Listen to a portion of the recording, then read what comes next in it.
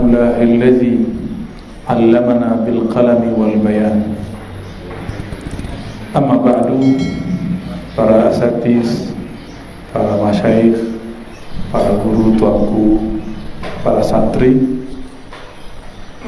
Salah satu yang membuat saya rindu itu suasana pesantren, ya. Pesantren itu boleh disebut salah satu taman-taman surga di dunia, karena di situ orang rutin berzikir, rutin berfikir. Tapi belakangan beberapa pesantren, surau, madrasah sudah talak 3 dengan surau. Surau itu zikir, madrasah itu fikir. Akhirnya santri pintar berfikir, kritis, tapi kurang berzikir. Talak 3. Maka muncullah ustadz-ustadz tamatan madrasah, tamatan pesantren, tamatan zawiyah, daya, melarang santrinya belajar zikir. Itu kan mulai muncul aneh. Itu keanehan yang muncul. Dan yang lebih aneh lagi, dulu sudah didik oleh gurunya di pesantren bermazhab Syafi'i, berakidah Ahlussunnah, bertasawuf, dikirim ke luar negeri, pulang-pulang melawan guru. Ciri-ciri seseorang khasarah, rugi, dia melawan gurunya sendiri. Berbeda boleh gak? Melawan gak boleh. Beda-beda tipis. Jangan ditanya, aku berbeda dengan guru aku Syekh Ali Mustafa Yaqub dalam beberapa hal, tapi jangan ditanya cinta aku ke beliau. Berbeda dalam beberapa hal. Dan itu biasa. Guru murid Imam Malik punya murid paling cerdas, Imam Syafi'i. Itu berbeda nggak dengan gurunya? Itu biasa. Jadi terima kasih Buya sudah mengajarkan adik-adik kita santri perbedaan yang indah, ya, itu nikmat luar biasa. Imun kecerdasan, kekuatan kecerdasan itu ada karena bantingan perbedaan. Jadi tunjukkan perbedaan. Bukan berarti ustadz yang tidak berkunut itu dia tidak Syafi'i. Mungkin dia lagi ngajar santrinya. Bisa jadi begitu. Bisa jadi ada yang berzikir keras, berzikir lembut. Itu seperti Imam Syafi'i. Beliau menzahirkan zikir, itu lagi ngajar murid. Kalau muridnya sudah hafal, langsung disirkan. Ya. Baik. Khusus untuk santri, dalam hadis itu dikatakan, dikumpulkan riwayatnya oleh Imam Khatib Al-Baghdadi dalam kitab beliau Syarafu Ahlil Hadis atau Syarafu Ashabir Hadis. Itu sudah matbu', kitabnya riwayat kecil-kecil. Al-Khatib Al-Baghdadi beliau ahli hadis, hafiz, dan di zamannya beliaulah yang paling banyak hafal. Bahkan beliau mencatat siapapun yang belajar jadi ulama di Baghdad dan yang masuk kota Baghdad, jadilah buku tarikh Baghdad, tarikh orang Baghdad atau yang mampir ke Baghdad. Imam Khatib Al-Baghdadi meriwayatkan dengan sanad yang bersambung ke sahabat Nabi Abu Sa'id. Abu Sa'id dikabarkan oleh Rasulullah, "Hai Abu Sa'id, sahabat Jabir dan sahabat-sahabat lain, nanti akan datang kepada kalian orang-orang yang mempelajari kalam-kalamku, maka sambutlah." Kira-kira begitu kalau diterjemahkan, ya, au kama qala. Maka Abu Sa'id ketika murid-muridnya tabi'in, santri-santrinya datang, dibuatkan haflah pertemuan atau disambut baik formal ataupun informal. Marhaban biwasiyati Rasulillah. Jadi mereka disambut marhaban. Apa arti marhaban? Selamat datang wahai wasiat Rasulullah. Jadi Nabi belum wafat ngomong ke Abu Sa'id, nanti akan muncul orang-orang ngaji kepada engkau. Tuh ngomongnya. Udah kejadian belum? Belum. Tapi Nabi itu diberikan penglihatan dari zaman dahulu awal azali, pra-waktu, sampai akhir nanti yang tidak batas. Nabi diperlihatkan semua. Maka Nabi lihat sahabat beliau, Bu Said, kamu nanti jadi ulama, jadi ustaz, jadi kiai.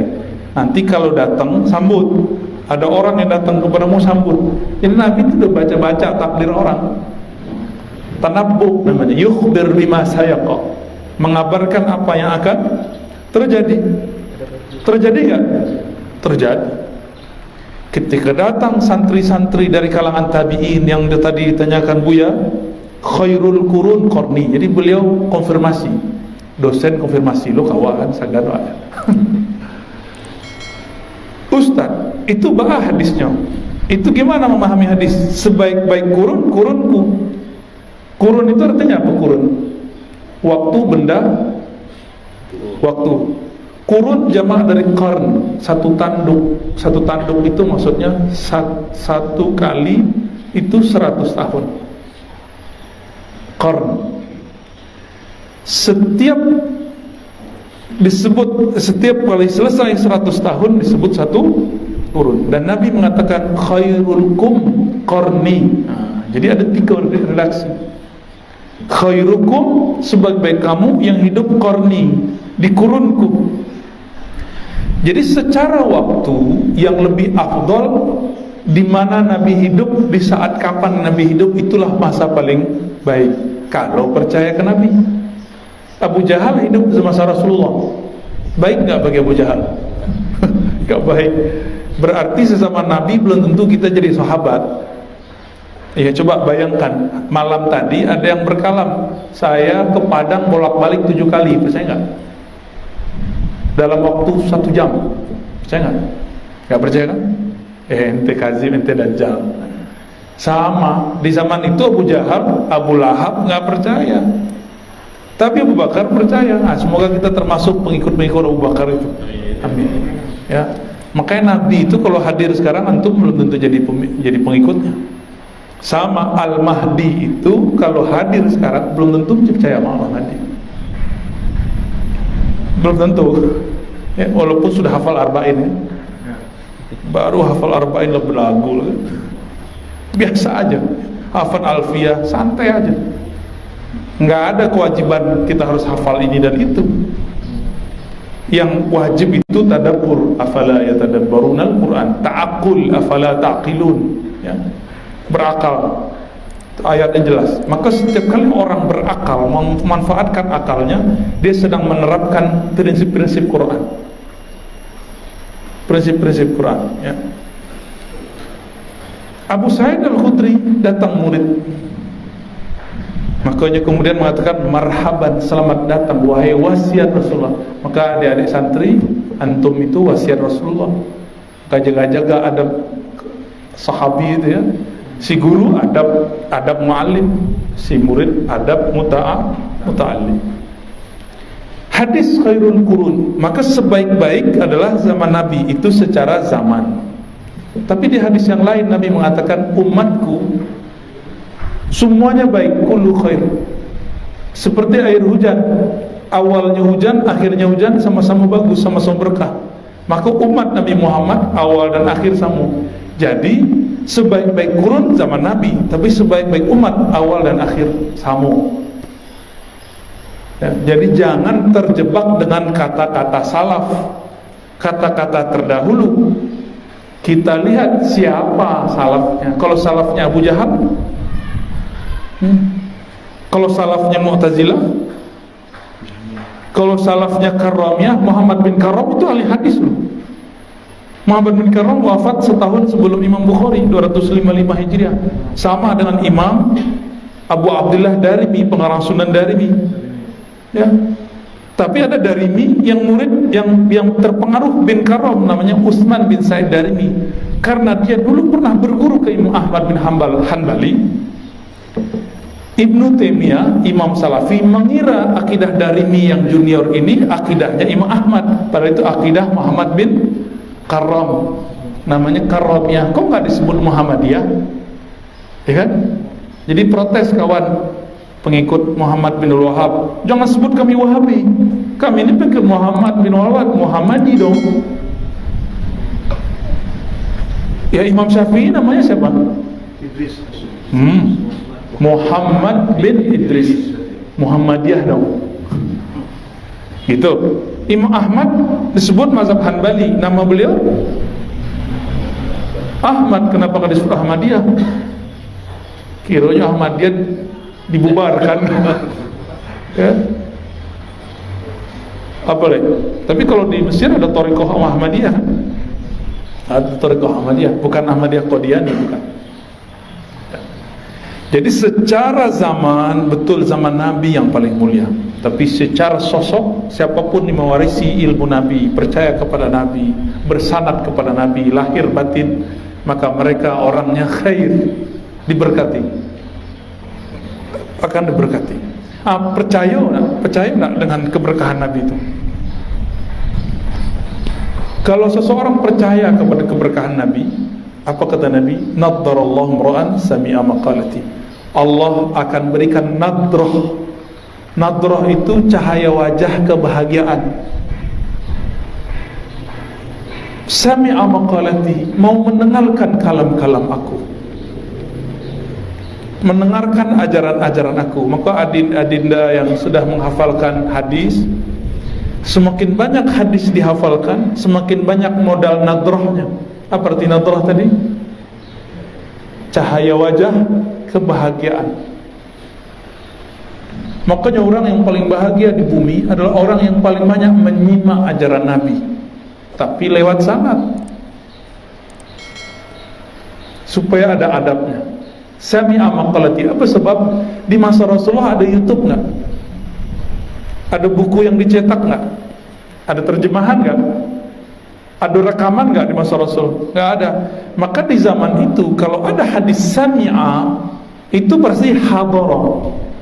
Jadi kalau diterjemahkan, labudda an nashrah syarhan kamila as-sama' yani hudur fi majalisi warasatil anbiya. Jadi di zaman kita yang sudah terpisah dengan Nabi 14 abad, hampir 15, ya 1442 udah masuk 15 ya. Di masa seperti ini, maka klaim mengatakan saya ikut sunnah Nabi, saya ikut Nabi, buktikan, hadir nggak ke majelis orang yang mempunyai sanad kepada Rasulullah? Si gurunya hadir nggak dengan kepada orang yang hadir di majelis yang mewarisi hadis-hadis Rasulullah? Terus begitu, maka hadir pengajian itu sendiri pun ada sanadnya. Maka dulu kami meriwayatkan dari guru kami hadis memandang Rasulullah, musalsal bi ru'yatin Nabi. Ya, maka sahabat mengatakan aku memandang Rasulullah. Kata tabi'in aku memandang orang yang memandang Rasulullah. Kata tabi'in aku memandang orang yang memandang terus sampai zaman sekarang. Berkatalah guru kami Syekh Ahmad Marwazi, aku melihat Syekh Yasin Al-Fadadi yang melihat guru-gurunya yang bersambung kepada Rasulullah sallallahu alaihi wasallam. Cahaya itu kalau masuk ada kebahagiaan. Itu yang membuat orang-orang ahlu sunnah tahan dicaci maki. La yakhafuna lawmata laim. Apa sebab? Dia sudah bahagia di dalam dirinya, tidak perlu cari bahagia dari pengikut dan jamaah, tidak perlu bahagia dengan kata orang. Walaupun 1000 orang mengatakan syubhat, 1.000.000 orang mengatakan antum ahli bid'ah ustaz, khurafat, kuburiyun ustaz, dia tahu di kalbunya ada nur nadhr, nur kalam Rasulullah sallallahu alaihi wasallam. Itulah yang terjadi pada Imam Ahmad bin Hanbal. Imam Ahmad bin Hanbal disiksa oleh orang Mu'tazilah. Cuma karena hadis, beliau tidak mau berhenti menyampaikan hadis, Allah bisa dipandang nanti di akhirat. Beliau tidak mau menolak, membuang hadis ini, karena itu sudah mendarah daging dalam dirinya. Siapa yang tidak rindu dengan pencipta alam semesta? Siapa yang tidak rindu kalau masuk surga ketemu yang punya surga? Datang ke pondok Darul Ulum, dia makan, disambut, ambo bertanya kepada santri, mahanya Buya Burhan. Oh Buya Burhan, tidak mau bersobo aja Buya doh. Kira-kira apa? Kabur sama langsung. Ya, nggak betah. Kita dikasih fasilitas, tapi sang sahibul mahatnya nggak mau ketemu. Itu baru di pesantren, Pak. Apalagi pesantren surga. jannatul ma'wa, jannatul firdaus. Maka kalau hidup jangan cuma cari pahala, cari yang cari pahala, cari yang menciptakan pahala itu, Rabbuna tabaraka wa ta'ala, ya. Dan itu jalannya cuma satu. Nabdarallahu imra'an sami'a maqalati. Sungguh niscaya, ya, pasti orang yang mendengar kalam-kalamku akan diberikan cahaya nadrah di wajahnya. Maka orang yang meriwayatkan hadis Nabi, mengajarkan ajaran Nabi, tidak akan pernah merasa miskin walaupun pernah miskin. Tidak akan pernah galau walaupun kegalauan itu datang setiap hari. Tidak akan pernah merasakan gelisah walaupun godaan gelisah itu akan mengguncangnya setiap hari. Di dalam batinnya ada ketenangan terdalam berlapis-lapis.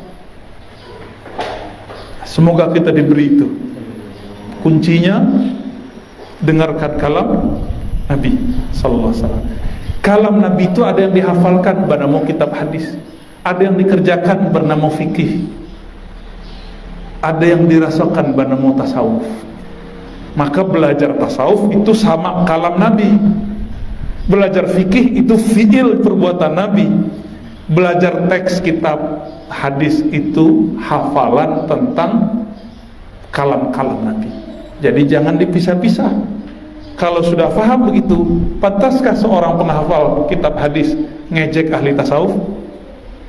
Enggak. Begitu juga ahli tasawuf enggak boleh meremehkan ahli hadis, saling menguatkan. Makanya tadi Buya yang di surau, ya, di surau murid ayah antum itu berkalam, ya, kata, tolong kecen ke Buya tuh jangan tinggal nambung. Ngaji kitab Tanwirul Qulub terus, ya. Maka adik-adik yang mau pengen dengar satu aja yang baca hadis arba'in nomor pertama. Apa? Hadis pertama aja.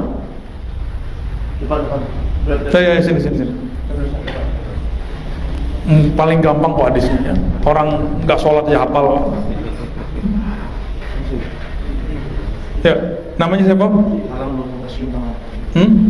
Mas Muk Panji. Coba Panji. Bismillahirrahmanirrahim.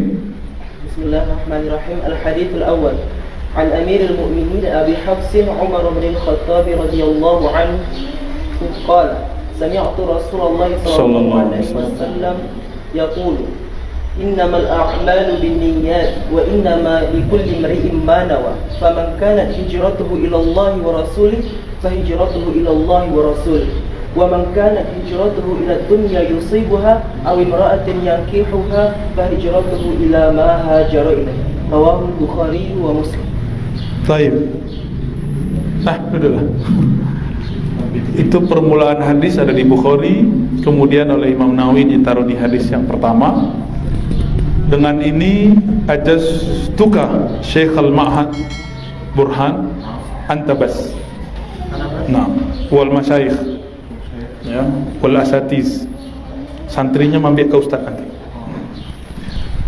Kama ajazani masyayikhi Syekh Ahmad Marwazi, Abdul Rabb Nazari, Zakaria Al-Halabi, Abdul Mun'im Al-Ghummari, an Syekh Yasin Al-Fadani بأسانده إلى المصنف الإمام الفقيه المحدث الحافظ الصوفي زكريا بن شرف النووي. قبلنا وإياكم ما شاء الله. الفاتحة. بسم الله الرحمن الرحيم. يا nanti dia minta ijazah ke seustadnya, ya, nanti sanadnya berkirim, ya. Demikian dari kami, kita ke Suroleh, ya. Masih ada yang mau tanya? Oh iya, fadal. Sampai Jembara masih kekejar.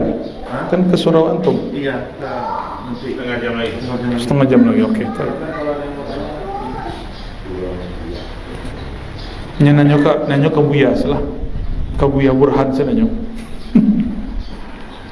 Ada gini Ustaz, penguatan. Sepertinya anak-anak kita yang di aliannya agak ragu-ragu dengan apa yang telah ada sama dia. Sehingga kan lebih mencintai yang ada ada kegiatan-kegiatan di luar, di kuliah-kuliah di luar, misalkan dia pernah bergabung dengan yang di luar itu, sementara di sini kita programnya alhamdulillah ini internasional kan. Artinya kan saya sering katakan bukan berarti kita yang di sini itu nggak kalah dengan orang yang di luar gitu kan, sering buktinya hari ini untuk anak Alia yang tamat itu kita 89, MTS 98, kemudian yang Alia baru lebih kurang 15 orang yang daftar di sini. Kasih semangat besar bagaimana? Oke, mau nggak biar kayak pesantren lama tapi dapat ilmu baru juga? Ngajinya kitab fikih, kan ada fikih madrasah, tapi pakai kitab, nggak usah baca yang madrasah, nanti kan pengulangan ngapain? Jadi ngajinya matan takrib, nanti di-compare dengan buku dari kementerian, dan itu lebih cakep, lebih bagus, lebih asli. Jadi tetap ngaji kitab. Itu akidah, pakai akidah kitab Jauharatul Tauhid, misalnya Kifayatul Awam, Sanusi. Jangan pakai kitab Tauhid Saleh Fauzan. Main-main antum sama akidah santri.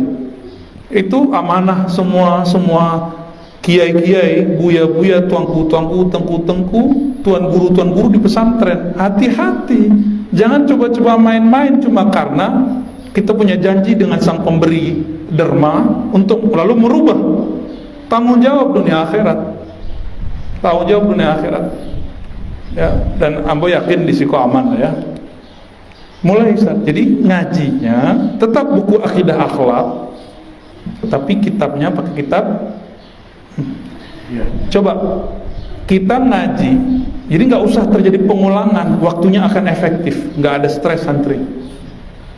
Jadi waktunya lebih banyak ngaji, dan ngaji itu asik. Kalau ke buku Latin tuh nggak asik kan? Buku Latin ini jadi kurang sakral, karena emang image kita sudah begitu. Ngapain pakai bahasa Arab? Buku bahasa Arab yang sudah terbaru itu, pakai bahasa Arab yang asli. Bukunya Imam misalnya Matan Ajurrumiyah ya, itu lebih dahsyat. Imam Sanusi itu di akhir kitabnya, kitab akidahnya, itu mendoakan siapa saja yang membaca kitab itu agar husnul khotimah mati dalam la ilaha. Maka guru-guru kami mengatakan siapa yang mempelajari akidah Sanusiyah, insya Allah mati husnul khatimah dalam la ilaha illallah. Kalau buku yang kini itu proyek, silakan di-compare. Jadi jangan dibuang kurikulum kementerian, kan kementerian itu sebenarnya niat mereka untuk menjaga kualitas. Kalau pakai kitab kualitasnya kira-kira gimana? Berkali lipat nggak? Jadi silakan tetap ada buku itu di-compare saja. Nah, jadi kayak buku pendamping, jangan kitab jadi pendamping. Dan paling lucu di pesantren di Sumatera Barat ya, ngaji yang dari Kementerian Agama di jam utama, ngaji kitab-kitab sore, santri lah ngantuk-ngantuk ya, digilir aja, santai aja. Nah itu pintar-pintar guru lah, sehingga nanti ketika ada audit, ada akreditasi itu jadi ada kitab, ada muncul dua-duanya. Antum jadi mujtahid tuh, jadi mujadid dalam dunia pendidikan nanti. Dan kabar gembiranya, pesantren-pesantren di berbagai wilayah se-Indonesia itu sudah boleh membuat ma'had ahli setingkat sekolah tinggi. Dosennya nggak perlu sarjana, sebab pesantren itu sudah sarjana. Ketika dikasih ijazah itu sudah wisuda itu. Cuma kan kualitasnya dari zaman ke zaman merosot secara zaman, secara person belum tentu. Siapa tahu sekarang lebih bagus dari santri sebelumnya. Kami meyakini itu. Secara person, dulu sahabat terbaik, kemudian merosot, nanti naik lagi.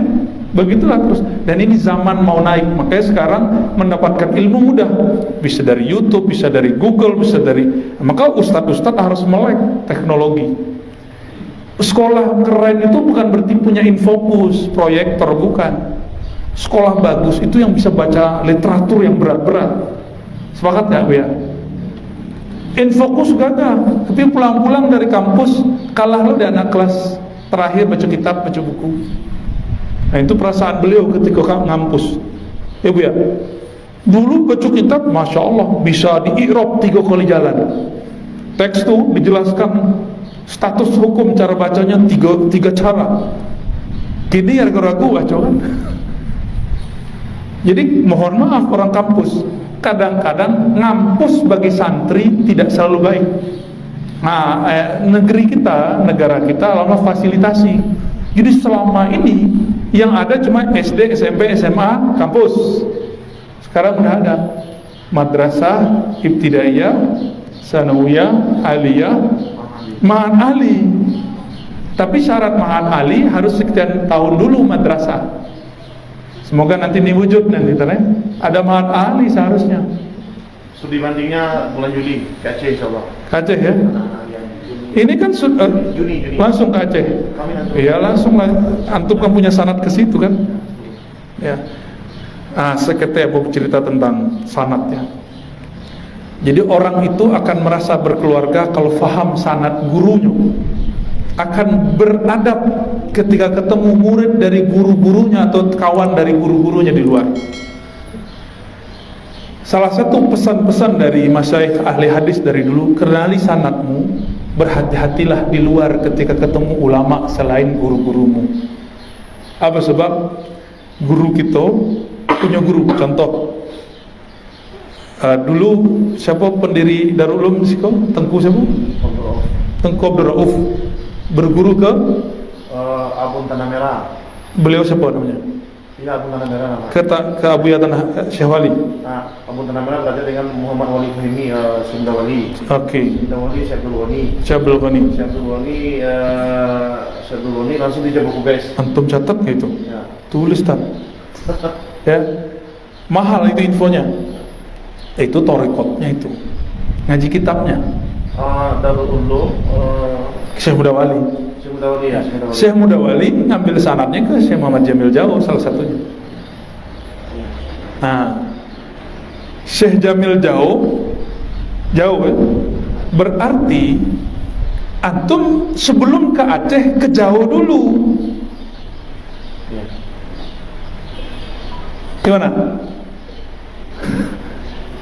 Syekh Mudawali itu dulu senang dengan muridnya Jamil Jauh, namanya Zakaria Labai Sati. Urang ko mudabbaj, guru jo murid, murid jo guru, entah mayang guru, entah mayang murid. Saya yang ambil kaji, ambo ambil ilmu hisab ke beliau kan. Jadi ambo murid beliau jo. Dijelaskan ilmu hisabnya, oh ajib jo. Beda-beda tipis, masih beda 1 hari jangan lupa itu. Masih beda 1 hari, tapi lumayan itu ajib. Itu yang dipakai oleh kawan-kawan Syatari atau orang-orang kumpulan atau pesantren-pesantren dan surau-surau tarekat tertentu. Ya, ajib antum tuh ya. Bisa hafal deh, padahal ngaji udah di masa-masa kecil. Jadi sebelum ke Aceh seharusnya ke Jauh dulu. Lalu muridnya Zakaria Labai Sati. Zakaria Labai Sati punya murid ayah beliau. Jauh-jauh cari wali di samping rumah. Itulah bakalam Syekh Mudawali itu. Jauh-jauh kalian mencari Syekh Mudawali, wali ada di samping rumah kalian. Jadi ziarah tuh kalau tahu sanad bukan hanya dengan semangat-semangat mau jalan-jalan. Minimal wali murid. Itu beda tuh wali itu. Itu wali gak disebut di akhirat. Oke, jadi kalau faham sanad, kita akan mau menziarahi orang-orang yang tergabung. Kiranya orang tuh paman dalam ilmu, orang tuh kakek kami dalam ilmu. Nggak mungkin kita kurang ajar orang tuh kan. Bu ya, Cucu dari si Jamil Jauh di sini ada 3 tahun lebih. Ngajar. Jadi pembina ngajar. Masya Allah. Sekarang balik. Sekarang dia balik kampungnya. Siapa namanya? Dan suaminya Irwan Faris. Buya Irwan Faris. Ya, sekarang dia jadi pembina di NKPK itu baru. Atau baru? Masih manhaj al-sunnah kan? Masih. Oh kayaknya berat untuk ngomong masih. Masih lah masalah. Syekh Jamil Jawa itu nulis kitab Nahwu, bahkan mengkritik selevel Muhammad Abduh. Bayangkan, Muhammad Abduh itu paling terkenal di zamannya. Ulama Mesir, Azhari itu Bu ya. Syekh Jamil Jawa mampu memahami kekeliruan Abduh, dikritik oleh beliau dalam kitab Tazkiratul Qulub. Jadi ulama-ulama kita dulu ikut dalam perdebatan internasional, bukan perdebatan masih gini yasinan, kunut, nggak level, bosan kita itu. Cuma jamaah kan masih bingung. Jadi kita harus membedakan, Buya, Ustadz tuh jangan stagnan dengan persoalan masyarakat di lapangan. Tetap yang kayak gitu kita layani. Ya, makanya kemudian ada yang komen-komen, hari gini masih bahas begituan. Ya orang ini dia sok ya. Orang ini terpisah, alien. Nggak nyatu sama umat. Umat punya masalah begini ya jawab. Tapi seorang ustadz harus punya waktu sendiri untuk bermuzakarah sendiri. Bareng-bareng. Jadi harus ada nanti majelis para asatidz bermuzakarah. Dulu Syekh Jamil Jawa begitu, Syekh Zakaria Labai ngumpulin guru-guru ngaji baca kitab sama-sama masyayikh.